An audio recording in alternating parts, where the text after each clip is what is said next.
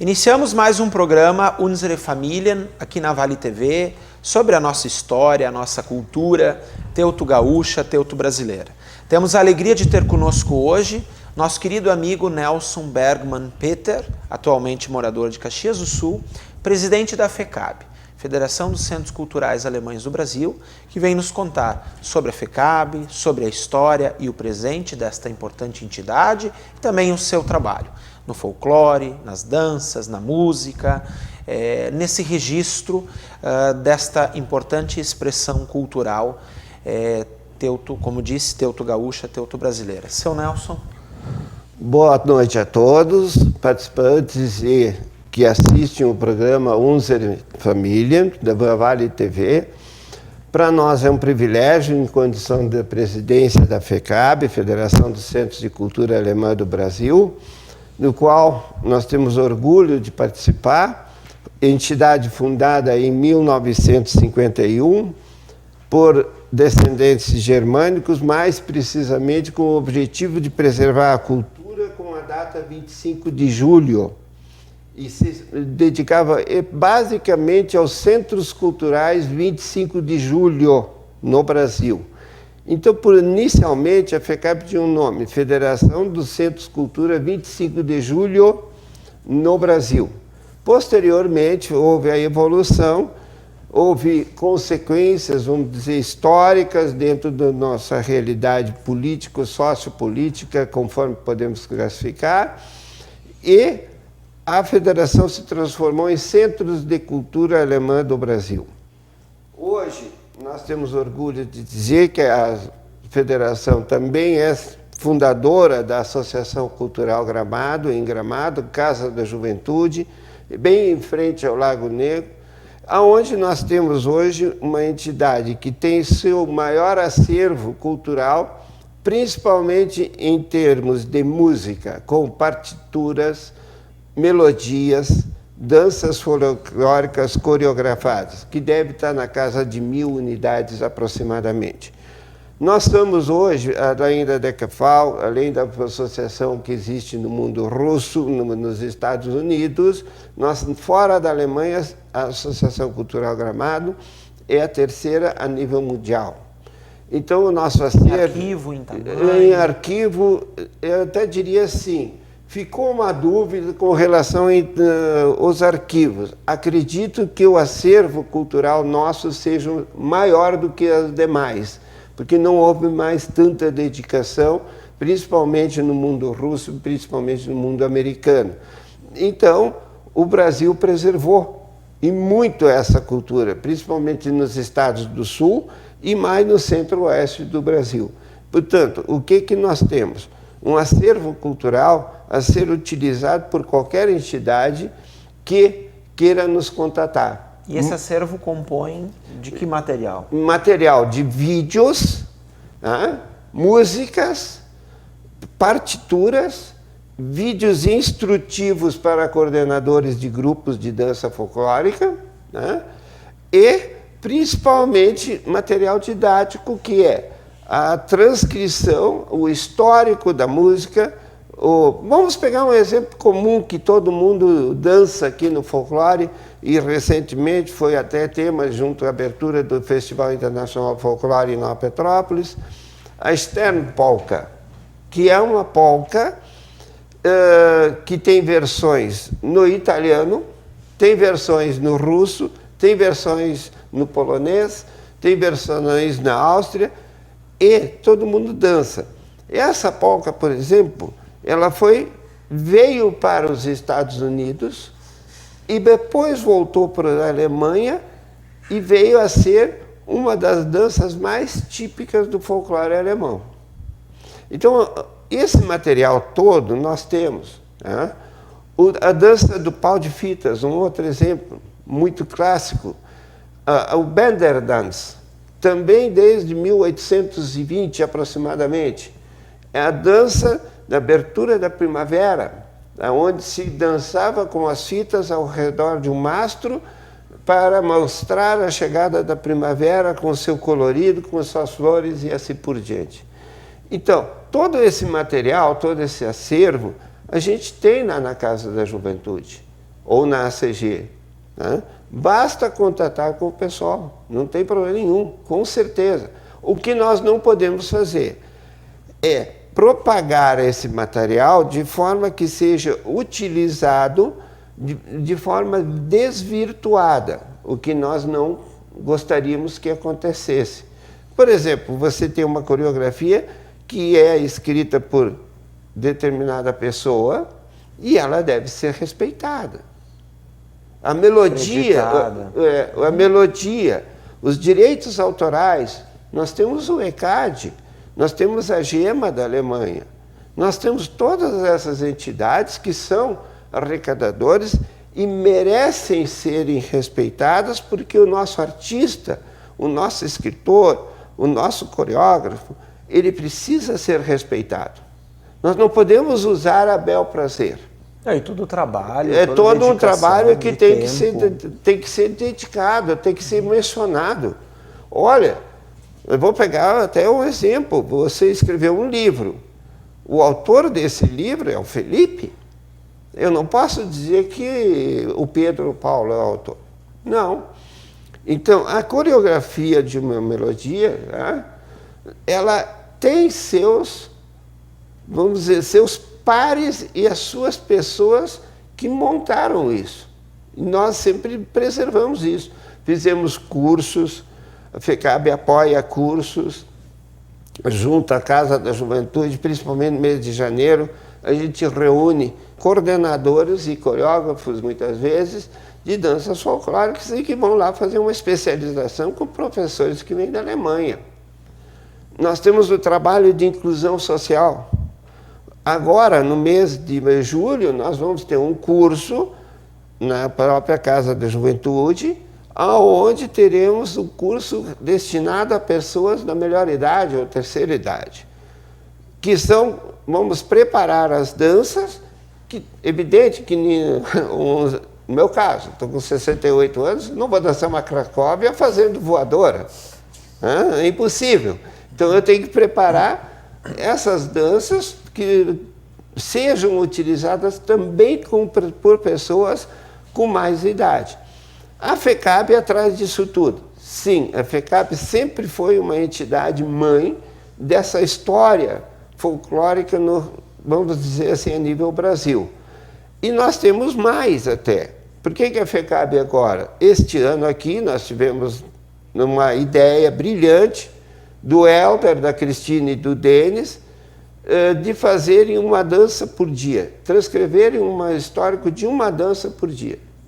Gente, está sendo um sucesso. Outro detalhe, do início do ano ao final do ano. Ao São final 365 danças. 365 danças que serão o material descritivo, a sua origem, a sua coreografia, todo ele estará disponível. A consulta na internet, principalmente através do boletim de route, que é do Denis, que é um trabalho deles, nós temos que reconhecer. Da esposa da Liz. Da esposa da Liz junto. Nós temos que reconhecer esse trabalho. São pessoas jovens trabalhando para a cultura. E a mesma coisa acontece, nós estamos apoiando pela federação, as pessoas jovens. O jovem, todo aquele grupo que tiver crianças de 2, 3 a 80 anos, vamos dizer assim, a gente apoia, a gente precisa ter essa cobertura. Né? Nós temos um exemplo em Nova Petrópolis, o Grupo Internacional, que tem crianças de 3 a 16 anos, vamos dizer assim, já adolescentes. Tá? Todo mundo dança junto. E isso é trazer a cultura. Mas a cultura do alemão não é só a dança. Com certeza. Tem a escritura, tem a literária, tem a gastronomia, tem também o que nós chamamos de cultura generalizada dos mais diversos povos que vieram da Alemanha. Os bávaros, húngaros, pomeranos. Eu sou pomerano, por exemplo. Sou pomerano, ainda mantenho tradições pomeranas.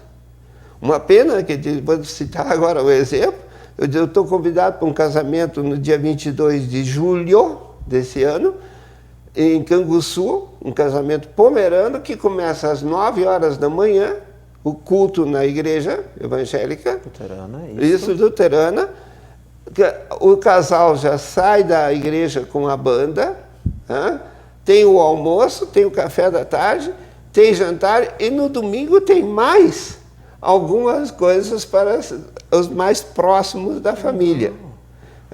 Então muito parecido de como era antigamente.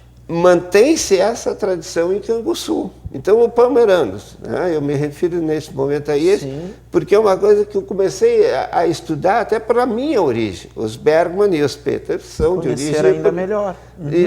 Então, na região sul, mais precisamente, Pelotas, Canguçu, São Lourenço, Arroio do Padre. São Lourenço, Arroio do Padre.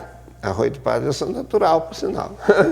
É verdade, eu sou natural do Capão do Leão, que é distrito de Pelotas, e hoje eu não sei se a casa que eu nasci pertence ao Arroio do Padre ou Pelotas. Perto da divisa. Porque Arroio do Padre é o único município que é cercado por por Pelotas por todos os lados. Por Pelotas por todos os lados, né? Então, assim, é uma realidade diferente. E essa cultura, eu como presidente da FECAB, eu procuro mostrar a todas as pessoas. Aí nós temos que o plantador do lúpulo para fazer a cerveja, nós precisamos desse cultivador. Ele é um produtor? É. É um agronegócio? É. A cerveja tem sua? Tem a cevada, tem tudo. Então nós precisamos considerar que a cultura alemã, ela não se resume à dança. O chopp faz parte, claro que é evidente que faz parte, é muito importante. Mas o que nós estamos buscando hoje dentro da federação é mostrar que a cultura alemã é um leque. E esse leque tem que ser preservado para os 200 anos. E que mesmo, por exemplo, uma dança folclórica não é em si apenas uma dança. Como bem você disse, o trabalho que o pessoal tem feito, o Denis, a Lise, o Helder e a Cristine, exato, de poder trazer a história, de trazer o contexto, de trazer os vínculos com aquela dança, com aquele... Com a família. Exato. Normalmente eram famílias ou aglomerados de pessoas, que nós chamaríamos pequenas vilas hoje.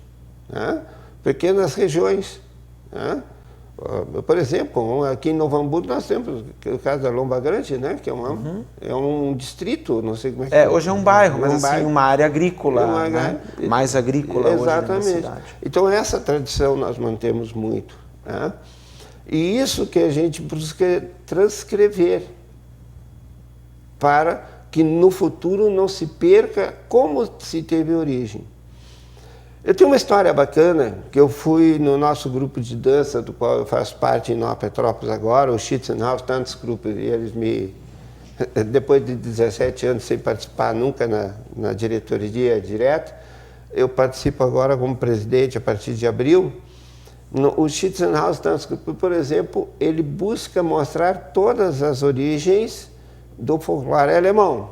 Nós não nos dedicamos, por exemplo, a um traje único para cada casal. Não, cada casal escolheu o seu traje. Cada casal tem uma característica da sua região de origem. Então eu, por exemplo, sou um cara que vou mais para o lado do pomerano. Inclusive hoje a roupa que eu ando, ela tem um pouquinho de tradição ítalo-germânica, Vêneto e Itália. Itália, Vêneto e mais a parte da Alemanha. Por que isso? Porque eu sou casado com uma pessoa de descendência italiana e nós também participamos do folclore italiano. Mas caracteriza perfeitamente o alemão. Se você for ver o Oktoberfest, hoje os trajes mais modernos, eles vão para o xadrez. Né? As bandas folclóricas, você pega a banda Chopin, pega 0800, pega inúmeras bandas, eles vestem muito o xadrez. Então isso é uma tendência do folclore também, a mudança da coloração das roupas. Tá? Nós vamos preservar tudo isso? Sim. Vamos para os 200 anos. Julho de 1824. Nós buscamos, nessa data, a primeira colonização que deu certo no Brasil, que foi em São Leopoldo. Mas preservar somente essa tradição na região aqui? Não. A nível Brasil, nós temos chegada de alemães, se for considerar, até junto com Pedro Álvares Cabral, em 1500. Mas o marco histórico que delimita a colonização que deu certo é 1824. E nós temos aqui um contingente maior, né, pelo menos assim nessa base, nesse início da imigração. E depois, como você disse, foi para outras regiões do estado, para outros estados, que é tão representativo hoje, né, em Santa Catarina, no Espírito Santo, em outras regiões do país. Seu Nelson, eu gostaria também que o senhor destacasse para nós várias das atividades ou dos eventos. O senhor bem destacou aqui todo esse material, todo esse conteúdo gerado pela FECAB, por pessoas próximas que trabalham junto à FECAB, mas ao mesmo tempo que o senhor nos destacasse eventos, né, e atividades que são também organizadas pela FECAB ou que a FECAB participa como colaboradora, como copartícipe. Bom, a FECAB realizou agora, no dia 2, 3 e 4 de junho, encerrou-se domingo, o Congresso Nacional em Juiz de Fora, onde teve uma participação expressiva de pessoas, principalmente na região centro do Brasil, e nós tivemos pessoas que se deslocaram do Rio Grande do Sul e do Brasil inteiro, basicamente, para esse congresso. Essa é uma atividade que nós realizamos anualmente e já anunciamos a realização do congresso no próximo ano, 2024, na região sul, no Rio Grande do Sul mais precisamente. Poderá ser até aqui em São Leopoldo ou Novo Hamburgo, com certeza vai ser pela região, porque mostra um marco inicial histórico da imigração alemã. Além disso, nós participamos da CAL, que é um encontro de alemães da América Latina. Aí esse ano vai ser feito na Argentina. Nós vamos ter, eu cito, por exemplo, até era de desconhecimento meu também, eu confesso que não tenho essas restrições, existe a colônia Toval na Venezuela. Então nós temos alemães na Venezuela. Toda essa inclusão, essa diversidade é que nós procuramos fazer que se realize, se concretize, vamos dizer assim. Tanto é que o Festival Internacional do Folclore em Nova Petrópolis, do qual eu participo ativamente com o grupo de danças e outras atividades mais, a diversidade nos une. E nós temos o festival, que vai ser do dia 12 a 30 de julho desse ano, grupos internacionais participando. A FECAB vai participar diretamente? A FECAB ainda, por motivos desconhecidos da atual diretoria, não participou ativamente desse evento. Mas nós, diretoria, estamos ativamente dentro da atividade do Festival do Folclore. Inclusive, opinando sobre programação ou diversidade que se pode ser realizada. E, além disso, a FECAB tem apoiado os inúmeros encontros de danças folclóricas, principalmente. Precisamos ter mais atuação junto com a área literária, isso é verdade. Nós temos um cronograma de agendamentos de grupos folclóricos pelo Brasil, vamos dizer, até meados de 2024. É uma agenda longa que vem sendo organizada através pelos nossos colegas de grupos, né? Nós somos unidos nesse sentido, porque nós temos uma coisa de bom, nós não temos disputa. Nós não disputamos por uma melhor dança ou uma pior dança, nós não temos essa disputa, nós temos sim a integração, e isso que nos interessa. Nós precisamos estar juntos, né? A diversidade nos une, a FECAB tem que ser isto.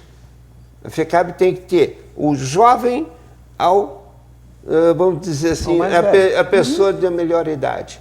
O escritor ao cozinheiro. Né? Porque aquela senhora que faz a cuca tradicional nos alimenta.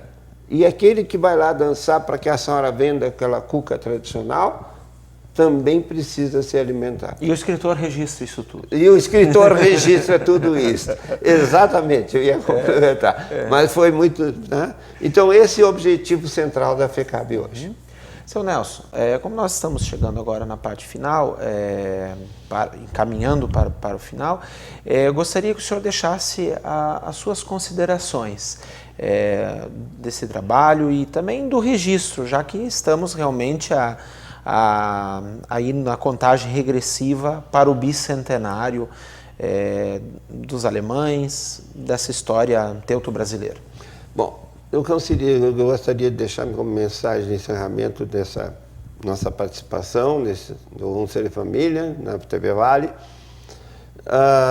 dizendo o seguinte: nós da FECAB estamos à disposição de todos os telespectadores ou ouvintes, de forma que seja, porque hoje nós temos todos os meios de comunicação, que a FECAB está à disposição. Nós estamos caminhando a passos largos, nesse momento determinando que cada município tenha um representante da FECAB, e já estamos organizados em aproximadamente 96 municípios, vamos chegar a cada 100 essa semana, onde nós temos as pessoas que já estão organizando os eventos.